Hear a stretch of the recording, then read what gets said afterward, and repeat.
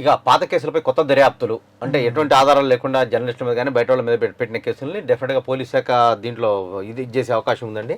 దీనికి సంబంధించినటువంటి ఒక వార్త ఇదిగా ఉంది. మీరందరూ కూడా డీజీపీకి లెటర్లు పెట్టుకుంటే దీనికి సంబంధించేసి మళ్ళీ పునర్విచారణ చేసి ఆ కేసులు క్లోజ్ చేసే అవకాశం ఉంది. అంటే మన తెలంగాణ ప్రభుత్వం ఒక విధమైనటువంటి ఫ్లోలో వెళ్తుంది. దీనికి ఇప్పుడు ఇది మంచి అభిప్రాయంతో ఉంటుంది.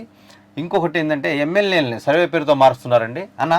తెలంగాణలో ఏ మార్పులు లేకుండా దిగింది బీఆర్ఎస్ పార్టీ, ఓడిపోయింది. ఇది గుణపాఠంగా తెలుసుకున్నారో జగన్ గారు, మరి ఏం జరిగిందో తెలియదు కానీ ఆంధ్రప్రదేశ్లో మాత్రం మారుస్తున్నారు. ఇది ఎలా చూడవచ్చు దీన్ని? అంటే ఇక్కడ ఏమైపోయింది అంటే ఖచ్చితంగా ఒక తెలుగు రాష్ట్రం యొక్క ఎఫెక్ట్ ఇంకో తెలుగు రాష్ట్రం మీద ఉంటుంది. ఓకే, ఇక్కడ కూడా డంకా బయాయించి మరి కేసీఆర్ గారు సభల్లో ఏం తెలుసు మీకు అని మన మీడియా మిత్రులనే, అవును మనల్నే ఏం తెలుసు నీకు 100 కొంది వస్తాయి రాసి పెట్టుకోవాలి సందర్భం ఉంది. అక్కడి నుంచి వస్తే కేసీఆర్ గారు కింద పడ్డప్పుడు పరామర్శించడానికి వచ్చినటువంటి వైఎస్ జగన్ గారు చెప్పింది ఒకటే, అంటే ఊహ వేరుంది, వాస్తవం వేరుంది.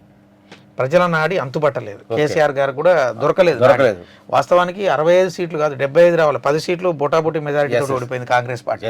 75 రావాలి వాస్తవానికి.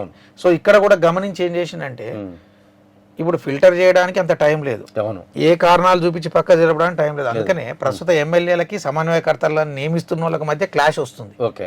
అది కాస్త ఏమైపోతుంది అని అంటే వాస్తవానికి జగన్ గారు నాకు తెలిసినంత వరకు 2.5 ఏళ్ళు కొంతమంది మంత్రులుగా ఇంకొంతమంది మంత్రులుగా కమాండ్ చేసి వాళ్ళని పార్టీలో ఉంచి ఎలాంటి డిస్సాటిస్ఫాక్షన్ లేకుండా చేసుకున్నటువంటి వైఎస్ జగన్ గారు ఇప్పుడు సమన్వయకర్తల విషయంలో వ్యతిరేకతను ఎదుర్కొంటారు. కాబట్టి నాకు తెలిసి వాళ్ళకు కూడా అర్థమై ఉంటుంది